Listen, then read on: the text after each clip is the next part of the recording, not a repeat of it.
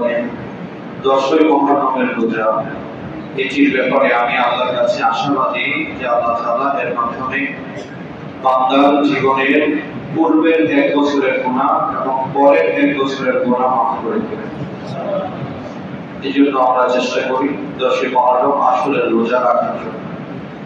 তবে আসরের রোজা একটি না রেখে এর সাথে আগে অথবা পরে আরেকটি রোজা মিলিয়ে মোট 2টি রোজা রাখা হচ্ছে উত্তম।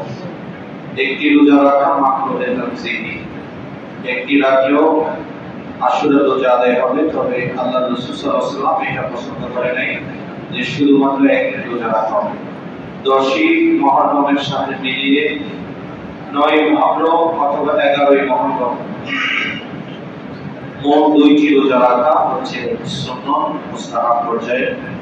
এই জন্য আমরা চেষ্টা করি এই রোজা রাখার জন্য।